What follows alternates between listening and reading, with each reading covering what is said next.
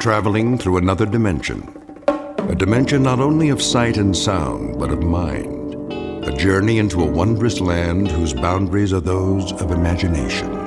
Your next stop, the Twilight Zone.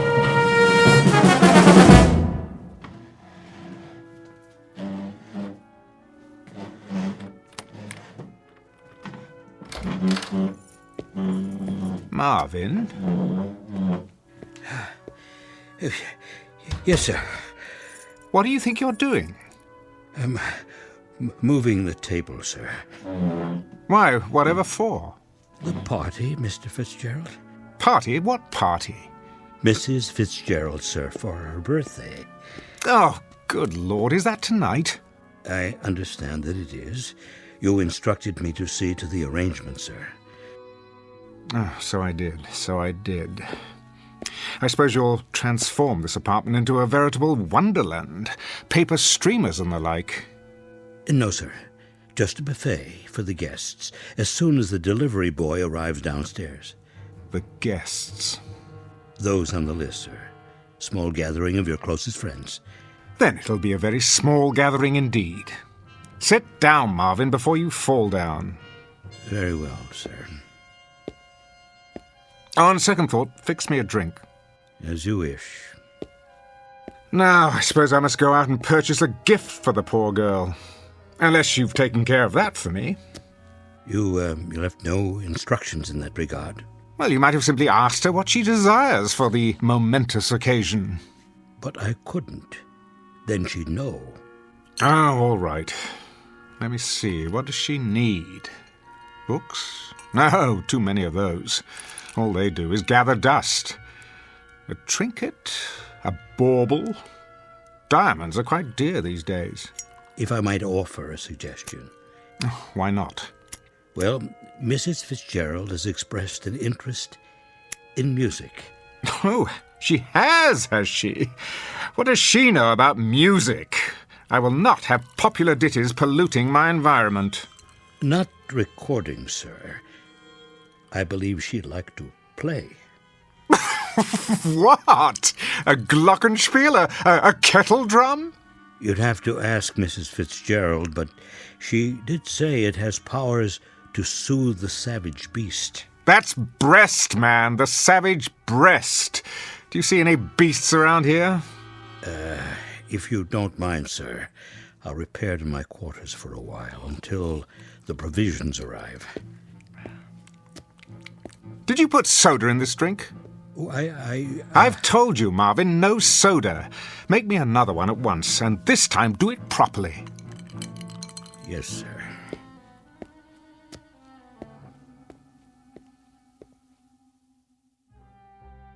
Mr. Fitzgerald Fortune, theater critic and cynic at large, on the day of his wife's birthday. If he knew what's in store for him, however, he would make it a point not to attend. Because before the party is over, an extraordinary instrument will play what might be called those old piano roll blues, an opening night that could only happen in the Twilight Zone. And now, The Twilight Zone, and our story, A Piano in the House, starring Michael York, with Stacy Keach as your narrator.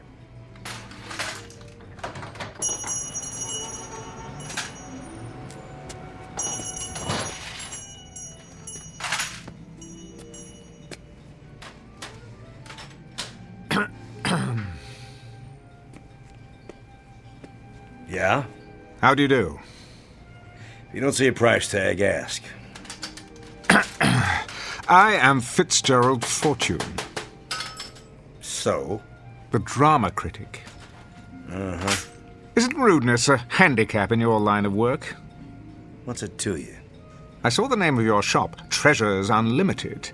I stepped through the door, fully expecting to encounter some sentimental old biddy wearing an ostrich-plumed hat and a moth-eaten feather boa. Instead, to my sincere delight, I believe I've discovered a fellow misanthrope. What's that? A man who despises people. I got work to do, mister. Putting up stock. And I am meant to be writing a review this very hour for tomorrow's edition. So why aren't you doing it? Life intervenes. Looking for something in particular? A gift for my wife's birthday. Well, you're in the wrong place. This isn't a gift shop. It's a junk store. Exactly. You see, my wife has the absurd notion that she wants to learn to play an instrument. Unfortunately, she hasn't a trace of talent. How do you know that? If you've never heard her play. I believe I know my own wife. However, I've hit upon a rather droll solution to her dilemma. Do you have, by any chance, one of those old-fashioned pianos that plays itself? A player piano? Funny you should ask. Amuse me. I just picked one up at an estate sale. Over here. It's kind of beat up, though.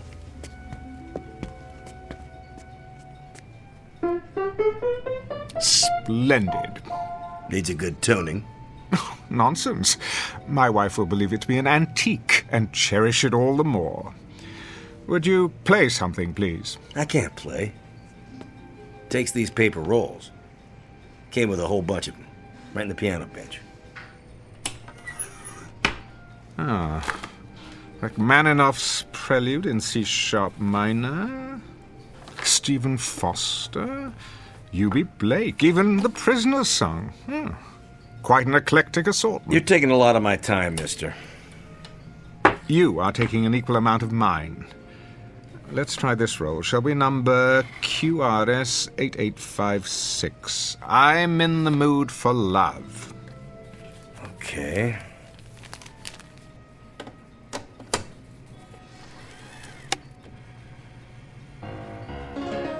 There we go.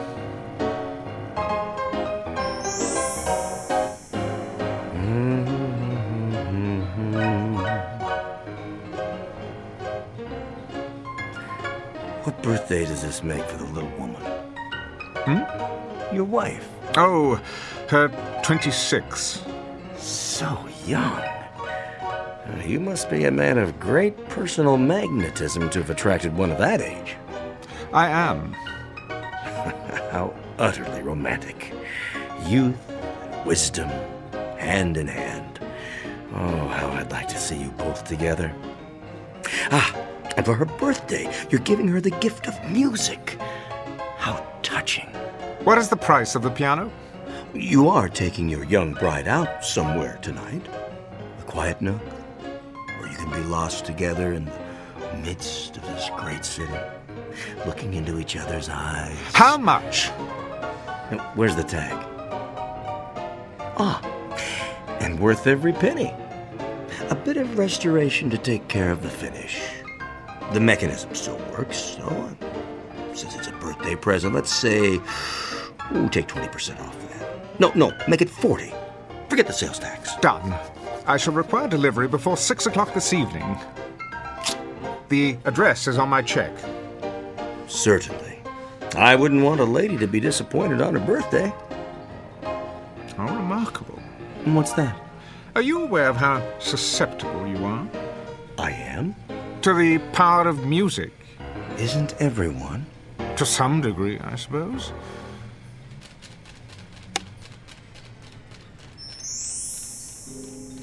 Okay. You got a sale. Now, you gonna stand around all day taking my time? No, I was just leaving. Well, nobody's stopping you. There's the door. Tell me, are you sentimental about anything else besides birthdays? Birthdays? They're a lousy waste of time and money. It was the piano, wasn't it? Extraordinary. Good day to you.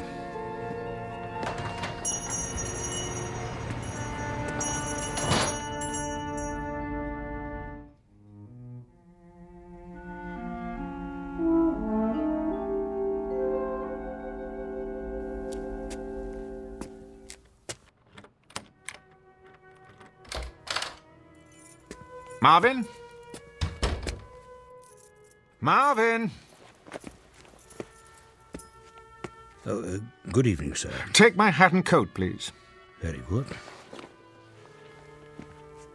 Oh, the piano arrived, I see. About an hour ago, I took the liberty of dusting it, sir. Marvin? Yes, Mr. Fortune. If you're going to wait on the guest tonight, then do something about your face.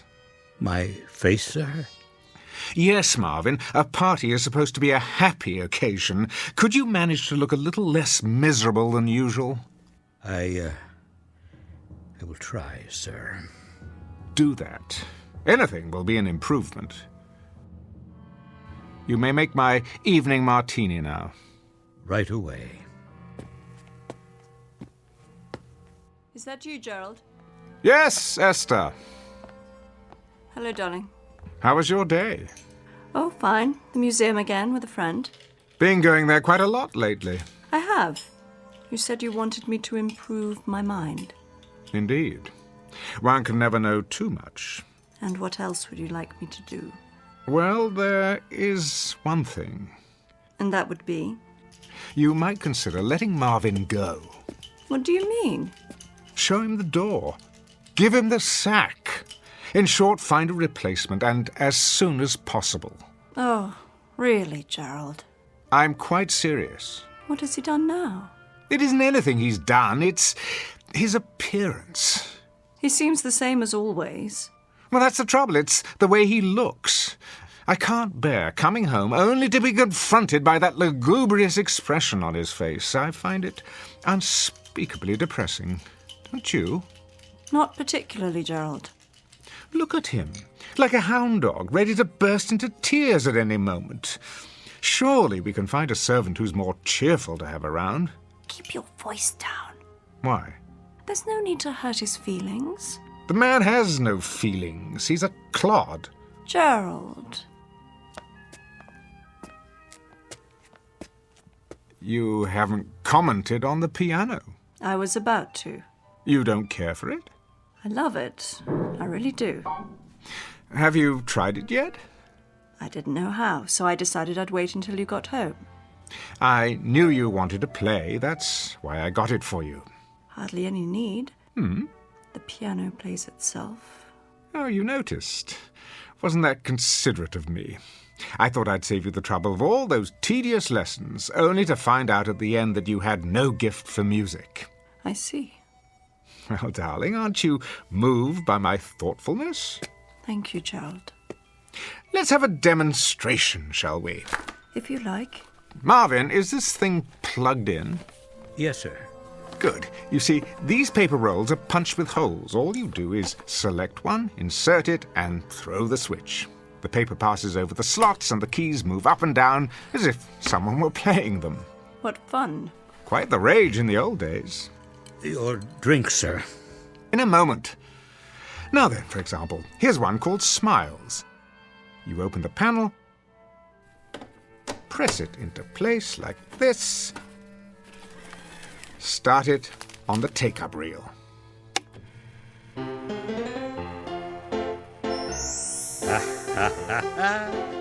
Yeah, they don't write them like that anymore. What on earth is the matter with you? Oh, nothing, sir. Nothing at all. Marvin, are you all right?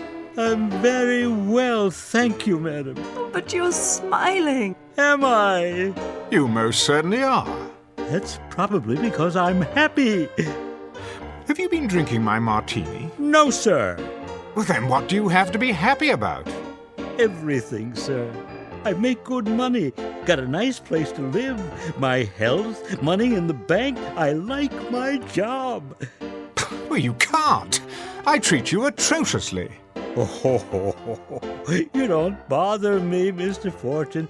You tickle me. What? Oh, yes. Sometimes it's all I can do to keep from laughing out loud when you have one of your tantrums. I get a kick out of it when you go around, flicking the table to be sure I've dusted, or checking the silver to see if it's polished. You are funny, Mr. Fortune. Am I? Yes, quite. Downright hilarious, if the truth be told. Why, Marvin, I've never heard you speak like this. Nor have I. Well, there's plenty more where that came from. I've got 1 million of them, sir. 1 million of them. Well, out with it, man. You're quite the comedian today.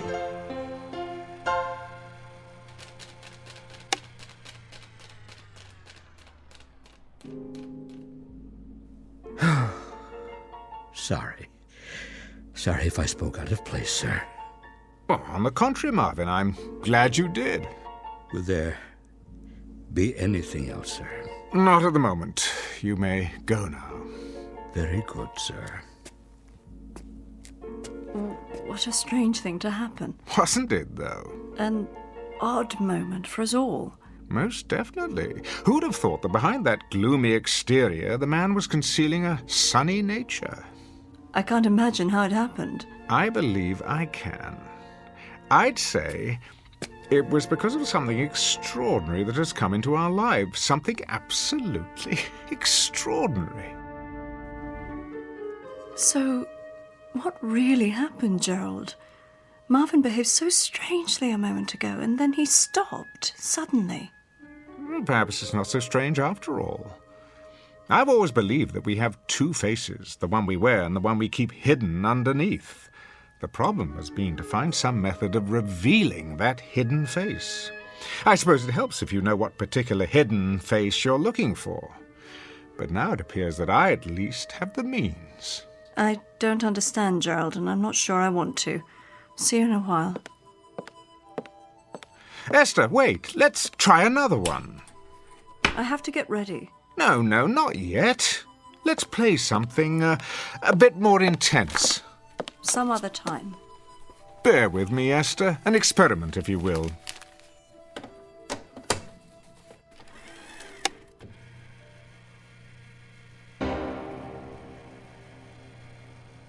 Well, what do you think of this one? I don't know what you want me to say. Go on. Don't hold back. What you're really feeling. I can't. You can. But Let's hear it, darling. Now's your chance. you Spit it out. beast! That's the girl. For 6 years I have controlled myself, but I can't keep it in any longer. I was a stupid, naive child when I married you back in London.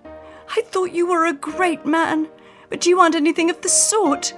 You're a sadistic fiend. You take pleasure in humiliating me before your oh-so-clever friends for one simple reason. Because you enjoy hurting me. I've stood your cruelty all these years, but I won't stand for it anymore. Are you sure you're feeling well, my dear? I'm feeling very, very well. Better than I've felt in years. It's a great relief to tell you what I really think of you. It's been bottled up for so long. Go on, please. I'm listening. I thought you needed me. I thought you needed my love, but you don't. All you need is to have someone around to bully and torture whenever you feel like it. I've tried to love you. Heaven knows I have tried, but I hate you. I honestly hate you. Bravo!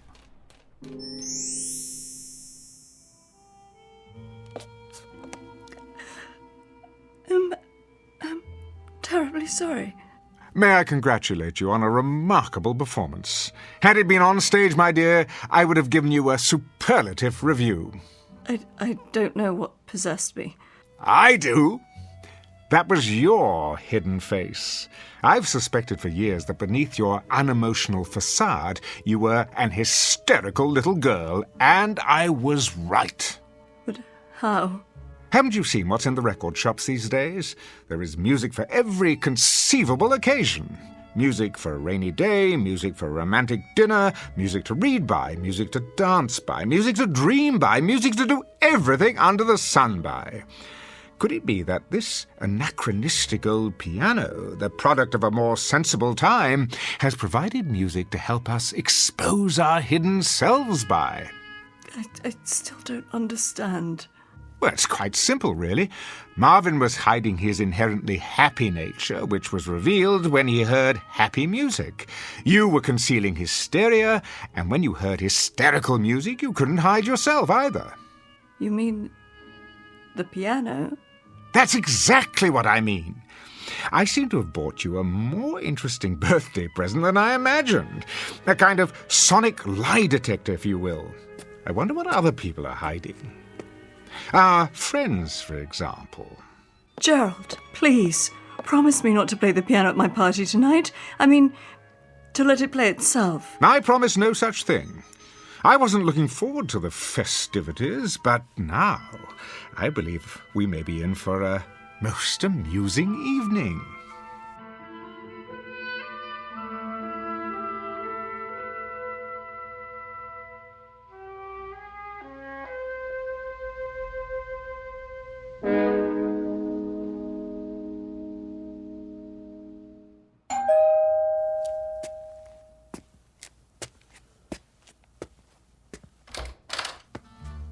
Good evening, Marvin. Good evening, sir. Won't you come in? Craig, how nice to see you. Marvin, take Mr. Walker's coat. Yes, sir. I'm truly pleased that you could join us. You're unusually cordial tonight. That isn't a smile you're wearing, is it? I brought it out of storage in honor of Esther's birthday. I trust you've done the same. Not I. Smiling isn't among my plans for the evening. Drink? But of course. Oh, I'll make it for you. Marvin takes forever. I'm delighted to hear that you share my distaste for birthdays. Birthdays, anniversaries, and certain holidays I overlook whenever possible. They imply some degree of human involvement, the sort of thing I'd rather avoid. Is that true? I've been given to understand that you're something of a ladies' man, quite thickly involved, in fact. You've been misinformed. Have I? I'm much too selfish to fall in love. And you're miserable. Admit it. Not in the least. I value the peace and quiet of my bachelor's existence. It lets me write my plays without interference from anyone. How is the new play, by the way? Brilliant. Unfortunately, you'll never have the opportunity of panning it, as you have my other plays. No? Why not? It won't likely be performed anytime soon. I thought you said it was brilliant. Oh, it is. But I'm locking it away with orders that it not be produced until after my death. You see, it concerns a romantic triangle, and the three principals are rather well known. That shouldn't matter. Not if it's a good play. I'd rather not hurt anyone. I'm old-fashioned that way. Ridiculous. A great play is worth any amount of pain to any number of people, least of all three. Not these three. Sorry, old man, my mind's made up. Well, I'm sure you'll do as you see fit, as usual, regardless of anyone's opinion. For better or worse, I'm afraid. Where's your better half, by the way? Still at the makeup table, trying to obliterate the last few years of her life with powder and paint. Come, I'll show you a toy I found for her.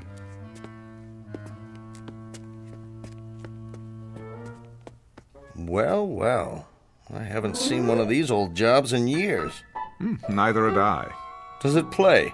Remarkably well. Let me demonstrate. It's just this little switch here.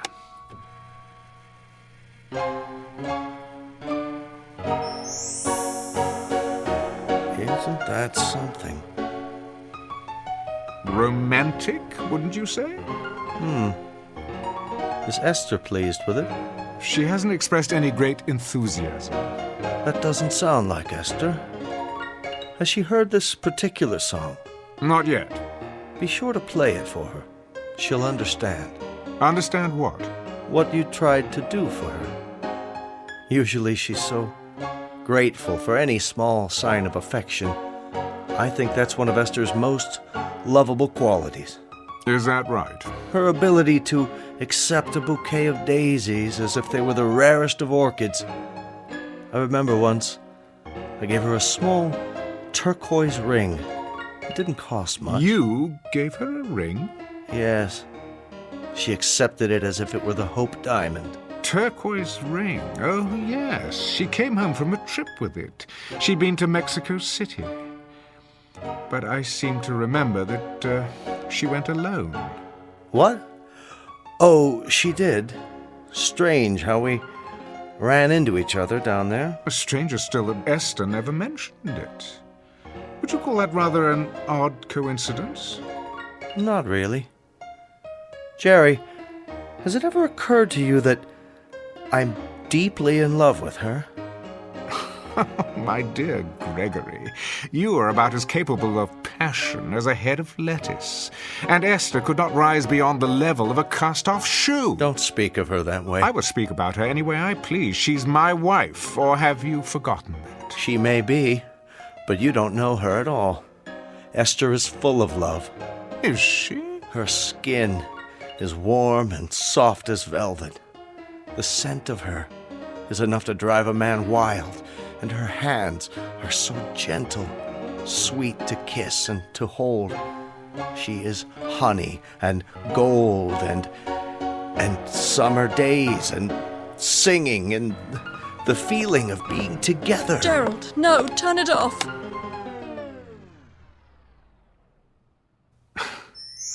I'm sorry you did that, Esther. I don't know when I've been so entertained. And you, Greg, why would you say such things? Sorry, Esther, I don't know what came over me. It's just as well. I never enjoyed deceiving you, Gerald. My dear, you are incapable of deceiving me. I've known for years your capacity for doing any number of sordid little things. The only revelation tonight has been the specific details of an unsavory affair. I'd better leave. Oh, don't be a schoolboy. We're in for a grand time this evening. Ah, our other guests are arriving. Before I welcome them, Esther, may I wish you a happy birthday? I hope that your next 40 years will be equally rewarding. What are you up to? Why, nothing, dear. Simply being the perfect host. I'll get it, sir. Don't bother, Marvin. I prefer to do the honors myself. Jerry, please don't play the piano again tonight. It's not something to fool around with. I'm not fooling around with it, Esther. I'm using it with deadly accuracy. Hi there, Jerry. What happened to Marvin? Here, Miss Moore. Good evening. Marge, dear, do come in.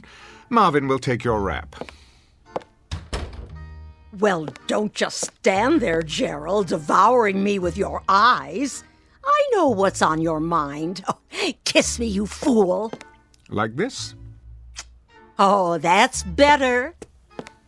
Marge, I'm quite vexed with you. You are? You promised the next time we saw you, you'd be svelte as an antelope. And what am I now? Oh, don't answer that. I've been on more diets than a jockey has horses. Somehow they always throw me before we reach the finish line. Esther, happy birthday. Hello, Marge. I have a present for you. Margie. And you. I'm not even speaking to you, handsome. You haven't called me in months. Somebody else been taking my place? As a matter of fact, yes. We've just had a most illuminating discussion about Greg's new romance. Gerald, don't tell me who she is. I may go after her with my claws. Worse yet, you could sit on her and mash her to death. Same old Jerry. Now, who's going to make me a drink? Marvin will take care of you. I believe another stagecoach has arrived. Jerry, are we early? Oh, not at all. You're just in time. Darling, you look positively radiant. How do you do, Mr. Fortune? Pleased, I'm sure. And you are... This is Roberto, my escort. Ah, I would never have guessed. And how is everyone at the Last Chance Ranch these days? Oh, Jerry, behave. Come in, come in. You might want to fasten your seatbelts, though. Something tells me this may be an evening to remember. Ooh, how exciting. What do you have in mind? Charades or strip poker? Something even more revealing than that. How about a game of ultimate truth or dare?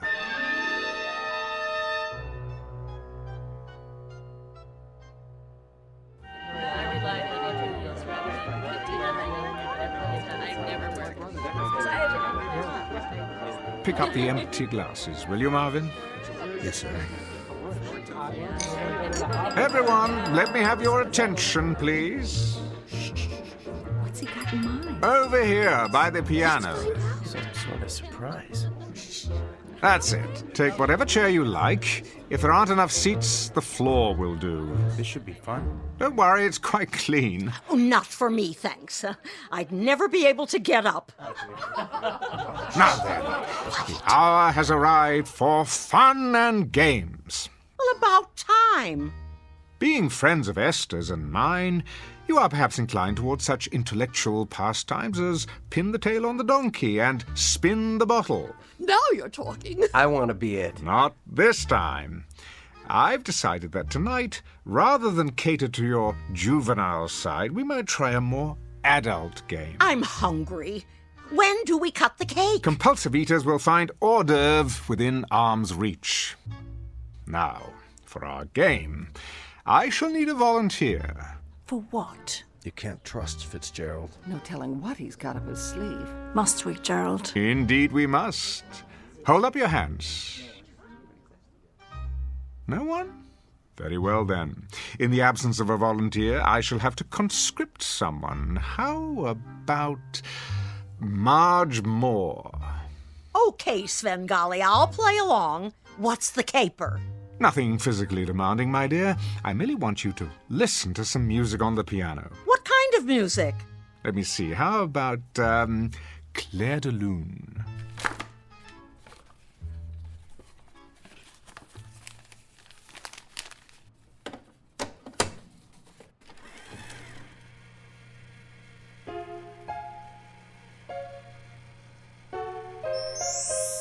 Isn't that beautiful? Look at her. She's going into some kind of trance. This is going to be good. Talk to me, Marge. Tell me what you're feeling now. My name is not Marge. It's not? What is your name? Tina. That's a pretty name. Tell me about yourself. What do you want to know? Who are you, Tina? A little girl. And what do you like to do, Tina? I like to dance. Good girl. Would you like to dance for us, Tina? All right.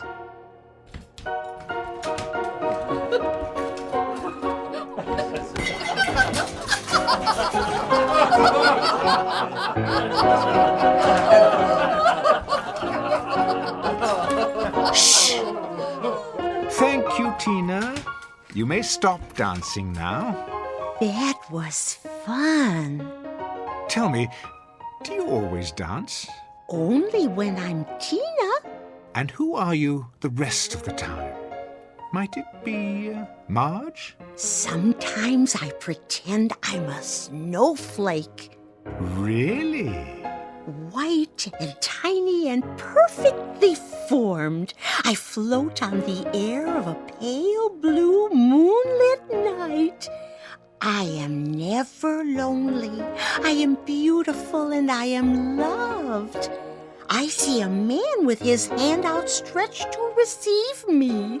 A very handsome man. He sees me and knows that I am beautiful. I drift down until I reach his hand.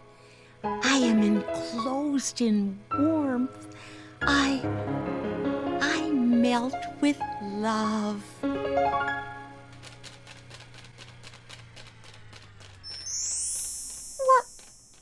What? Where am I? Never fear. It's all in fun, my dear. What have I done? Nothing.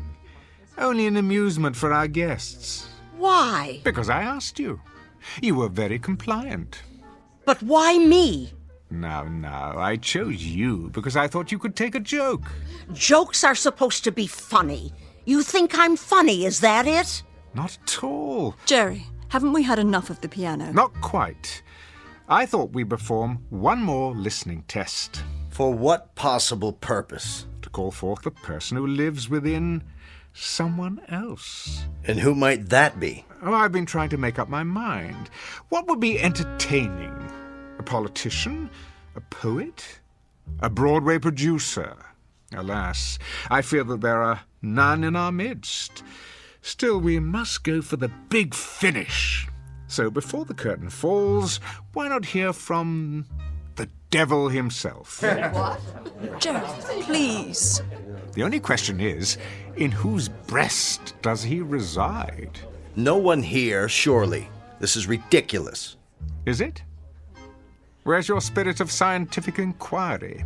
There's nothing very scientific about this. A cheap parlor trick to embarrass people. Easy, Greg. We're all friends here, aren't we? Nonetheless, I doubt that I shall get a suitable volunteer, but it doesn't matter. Esther, put this roll on the piano. What is it? Faust. If there's a devil among us, we'll know it soon enough. I don't think I like this. Why not? Are you the Prince of Darkness? Hardly. Then bear with me a moment longer. It might be edifying, a process of elimination, if you will. Esther, the piano. But... Now. Very well. And you thought this would be a typical birthday party. I think we'd better be going. Oh, but the game's not over. I think it is. Really? It's late. Just another minute, you'll see. It'll be worth it. Don't. I have to. Not that role. Something else. Greg, thank you. You've just given me an idea. Esther, Yes. we're waiting. Here. It's ready.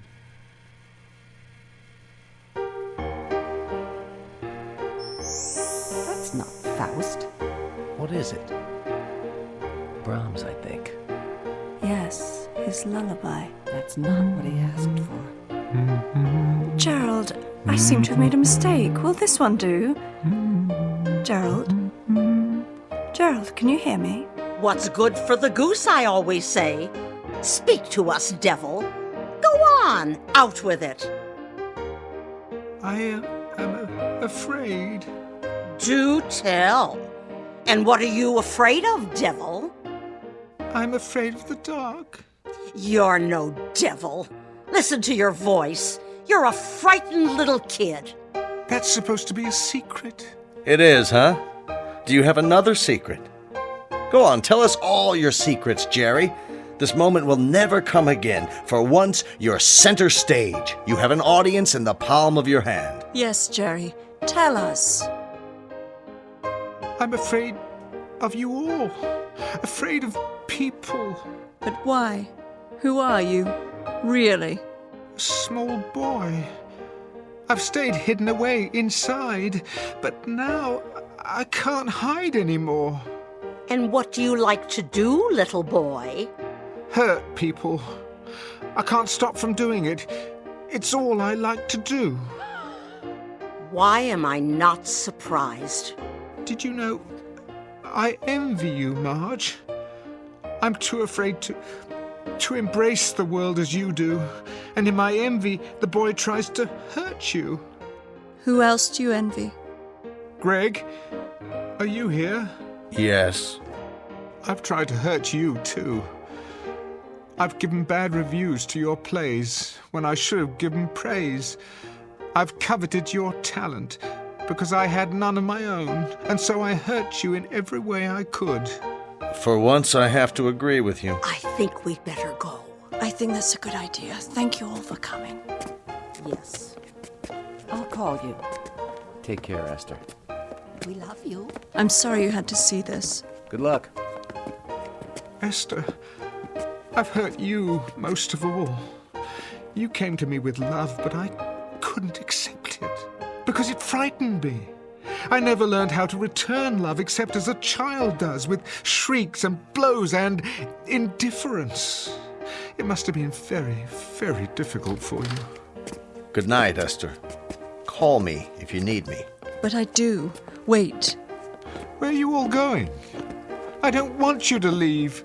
Come back. Esther, come with me now. Will you do that? Yes. Yes, I will. Let me get my curtain purse. Don't leave me. If you do, I'm going to be very, very naughty.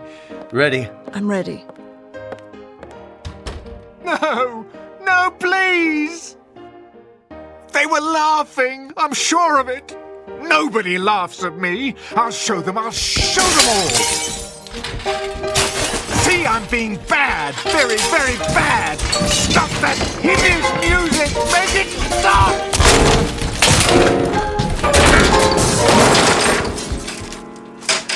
There. What do you think of that? Mr. Fortune. What's happened? What's happened?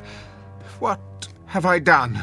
Where... Will there be anything else this evening? Are you laughing at me?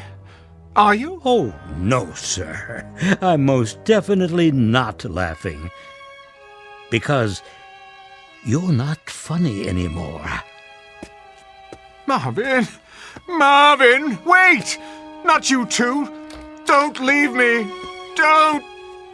Don't!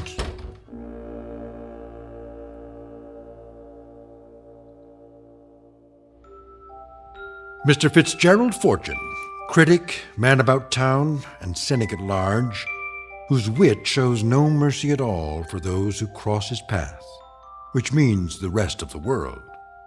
A man who went searching for a hidden cast of characters and instead found what is concealed within himself. As the house lights dim just off the Great White Way at an empty theater in the Twilight Zone.